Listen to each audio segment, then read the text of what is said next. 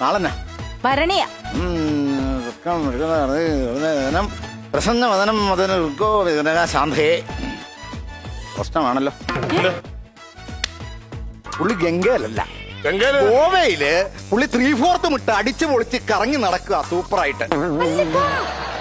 ഗംഗയെ കൊണ്ട് ഒഴുക്കിയ ആളെങ്ങനെ ഗോവയിൽ വരുന്നത്? ഗോവയിൽ വന്ന എങ്ങനെയാണെന്നോ എനിക്കറിയില്ല. ദിവാരൻ ചേട്ടാ, നിങ്ങളുടെ കയ്യിലല്ലേ ഞാൻ ചിതാഭസ്മം തന്നു വിട്ടത്? ഗംഗയെ കൊണ്ട് ഒഴുക്കാനുള്ള വണ്ടിക്കൂലി ഞാൻ തന്നില്ലേ വിട്ടത്? നിങ്ങൾ എവിടെ കൊണ്ടുപോയത്? ഗംഗയെ തന്നെയാണോ കൊണ്ടുപോയത്? ഒരു കാര്യം ഞാൻ പറഞ്ഞ കിണ്ടി എടുത്തോളം ഒറ്റ അടി അടിച്ച നിന്റെ തലയിൽ മഹർഷി വന്ന ഒരു മുഴ വരും. സത്യം പറഞ്ഞ ഗോവയെ കൊണ്ടാണോ ഒഴുകിയ ഗംഗയെ കൊണ്ടാണോ ഒഴുകിയ?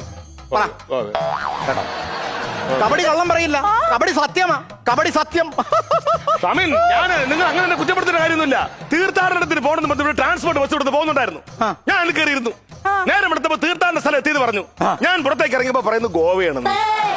അയ്യോ ഗോവ എന്ന് പറഞ്ഞപ്പോ എന്റെ കയ്യിലിടുന്ന ഈ ചിതാഭസ്മമുള്ള കുടം ചാടി ഒരൊറ്റ വെള്ളത്തിലേക്ക് തവളെ കിടക്കി നിറഞ്ഞു പോവുക. അറമാദിക്കുക. പിന്നെ ഞാൻ ആലോചിച്ചെന്താ, ജീവിച്ചിരുന്നപ്പോഴോ ചിലപ്പോ സന്തോഷം ഉണ്ടായിട്ടില്ല. അവിടെയെങ്കിലും അടിച്ചു പൊളിക്കണമെന്ന് വിചാരിച്ചു. മരണക്കിടക്കിൽ കിടന്നപ്പോഴും എന്റെ അടുത്ത് പറഞ്ഞു, എനിക്കൊന്ന് ഗോവയ്ക്ക് ട്രിപ്പിന് പോണോടിയത്.